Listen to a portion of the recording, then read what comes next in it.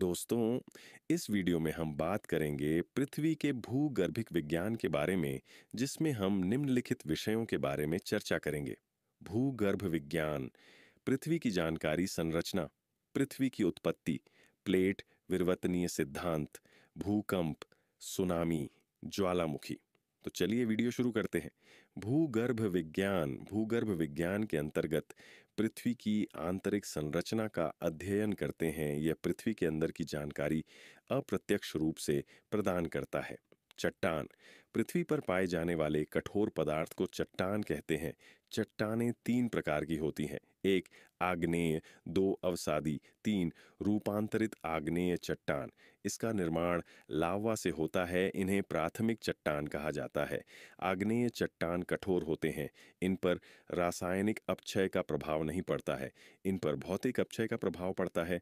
आग्नेय चट्टानों को दो भागों में बांटते हैं, बाह्य आग्नेय तथा आंतरिक आग्नेय। बाह्य आग्नेय चट्टान, ये चट्टानें तब बनती हैं जब लावा भूमि के ऊपर चला आए। इनका रंग काला होता है तथा इनकी घिसावट से काली मिट्टी बनती है। इनका उदाहरण है बेसाल्ट चट्टानें।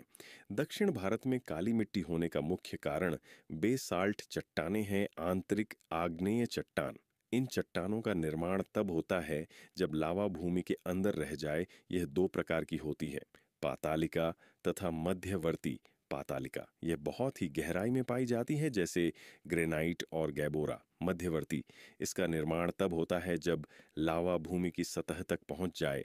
इसे आकार के अनुसार कई भागों में बांटते हैं। एक, लाइकोलिथ, यह गुंबज के समान होता है। दो, लैपोलिथ, यह तस्तरी के समान होता है। तीन, फेकोलिथ, यह ऊबड़ खाबड़ संरचना में होता है।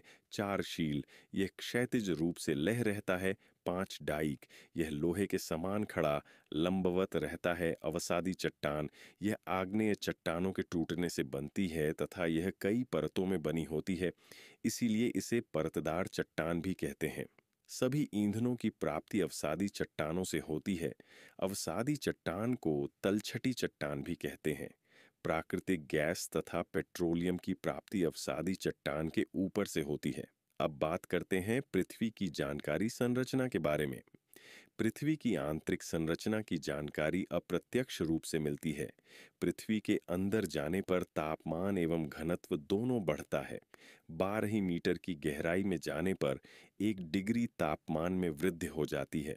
पृथ्वी की आंतरिक संरचना की जानकारी सर्वप्रथम एडवर्ड स्वेस ने दी। उन्होंने पृथ्वी को 3 भागों में बांटा। बाइमोमनसियाल सिमा निफेस्वेस की अवधारणा करते हुए आधुनिक भूगोल वेताओं ने नई अवधारणा दी, जिसके तहत पृथ्वी को 3 भागों में बांटा गया। ए, भूपर्पटी क्रस्ट। बी, भूप्रवाह मेंटल। सी, कोर भूपर्पटी, यह पृथ्वी की सबसे बाहरी परत है। महाद्वीप तथा महासागर इसी पर स्थित है। इसकी गहराई 20 से 40 किलोमीटर तक है। पृथ्वी के कुल आयतन के यह मात्र 1% है। इसे 2 भागों में बांटते हैं, ऊपरी क्रस्ट तथा निचली क्रस्ट। ऊपरी क्रस्ट अम्लीय है तथा निचली क्रस्ट क्षारीय है। भूप्रवाह, यह पृथ्वी के बीच बाली परत है जो अर्ध तरल है, अर्थात प्लास्टिक के समान है। ज्वालामुखी विस्फोट के दौरान मैग्मा इसी परत से निकलता है। इसे निम्न गति का मंडल कहते हैं, क्योंकि इस परत में भूकंपीय तरंग की चाल घट जाती है। इस परत की गहराई 900 किलोमीटर तक है। यह पृथ्वी की सबसे बड़ी परत है। पृथ्वी के कुल आयतन में इसका 83% योगदान है। इसे 2 भागों में बांटते हैं, ऊपरी मेंटल तथा निचली मेंटल। कोर, यह पृथ्वी का केंद्रीय भाग है। इसका तापमान सबसे अधिक रहता है। यहाँ गुरुत्वाकर्षण क्षमता अधिक होने के कारण इसे गुरुत्वीय मंडल कहते हैं। अतः इस परत को धात्विक मंडल भी कहते हैं। इसे 2 भागों में बांटते हैं, ऊपरी कोर तथा निचली कोर, और यह पृथ्वी के कुल आयतन का 16% है। अब बात करते हैं पृथ्वी की उत्पत्ति के बारे में। प्रारंभ में पृथ्वी धधकता हुआ आग का गोला था। कालांतर में इसमें सिकुड़न उत्पन्न हुई और इसका बाहरी भाग सिकुड़ गया।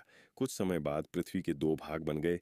बाहरी भाग को पेंथलासा कहा गया तथा आंतरिक भाग को पेंजिया कहा गया। आगे चलकर पेंजिया 2 भागों में बेनट गया। पेंजिया का उत्तरी भाग अंगारा लैंड कहलाया, जबकि दक्षिणी भाग गोंडवाना लैंड कहलाया। वर्तमान में उत्तरी गोलार्ध के देश अंगारा लैंड के भाग है। जबकि दक्षिणी गोलार्ध के देश गोंडवाना लैंड के भाग है। भारत का उत्तरी भाग अंगारा लैंड में तथा दक्षिणी भाग गोंडवाना लैंड में है। अंगारा तथा गोंडवाना लैंड के बीच में टेथीस सागर था, जहां आज हिमालय पर्वत स्थित है। उत्तरी ध्रुव के समीप बिखरे हुए द्वीप पेंथलासा के भाग है। अब बात करते हैं प्लैट विवर्तनीय सिद्धांत के बारे में। इसे हैरी हैंस ने दिया। इसके अनुसार पृथ्वी बहुत मोटे प्लेट पर टिकी है। इन प्लेटों की मोटाई 100 किलोमीटर तक होती है। महासागरों के समीप ये प्लेट पतले होते हैं, जबकि महाद्वीपों के समीप ये प्लेट मोटे होते हैं। पृथ्वी पर कुल 7 बड़े प्लेट तथा 20 छोटे प्लेट है।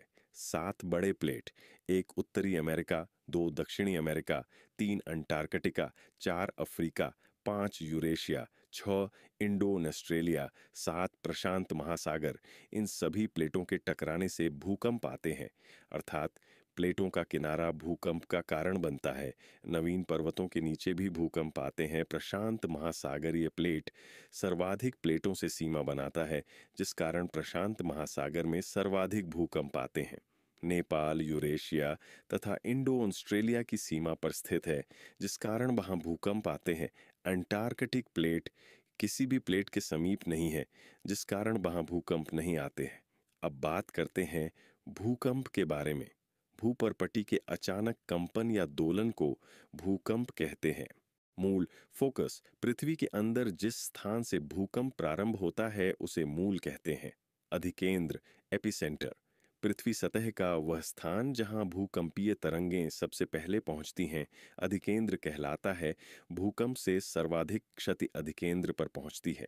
तरंगे, इनकी खोज H.D. लव ने की। इन्हें धरातलीय तरंगें कहते हैं। इनकी चाल 1.5 किलोमीटर प्रति सेकंड होती है। ये तरंगें ठोस, द्रव और गैस तीनों माध्यमों में चलती हैं, अतः इनकी गति सबसे धीमी होती है, लेकिन इनसे क्षति सबसे अधिक होती है। भूकंपीय तरंगें, भूकंप के दौरान 3 प्रकार की तरंगें निकलती हैं, P, S तथा L।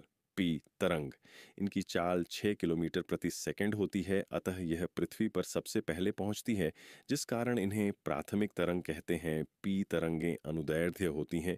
यह ठोस, द्रव तथा गैस तीनों माध्यमों में चलती है। यह सबसे कम क्षति पहुंचाती है। एस तरंग, इनकी चाल 3 किलोमीटर प्रति सेकंड होती है।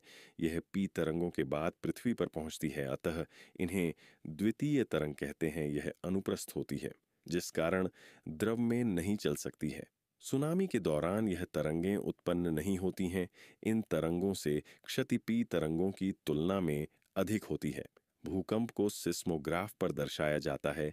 इसे मापने के लिए रिक्टर स्केल का प्रयोग किया जाता है।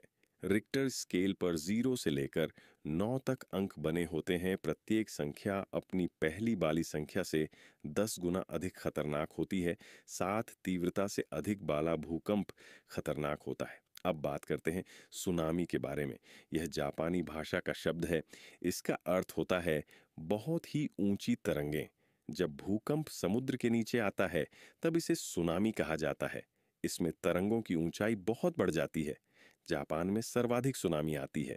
2004 में इंडोनेशिया में आई सुनामी में इंदिरा पॉइंट डूब गया था। भारत में सुनामी चेतावनी प्रणाली हैदराबाद में विकसित की गई है। अब बात करते हैं ज्वालामुखी के बारे में। पृथ्वी के मेंटल से तरल मैग्मा जिस क्रिया से बाहर आता है, उसे ज्वालामुखी कहते हैं। मैग्मा जब ठंडा हो जाता है तो उसे लावा कहा जाता है। मैग्मा जिस छिद्र से निकलता है उसे ज्वालामुखी छिद्र कहते हैं।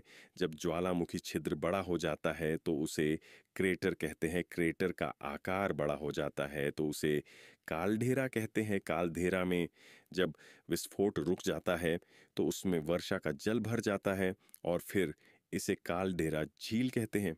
ज्वालामुखी 3 प्रकार के होते हैं, मृत ज्वालामुखी, सुसुप्त ज्वालामुखी और सक्रिय ज्वालामुखी। मृत ज्वालामुखी, इस ज्वालामुखी में कोई भी विस्फोट नहीं होता है। इसके उदाहरण है नारकोंडम, पोपा, देववंद।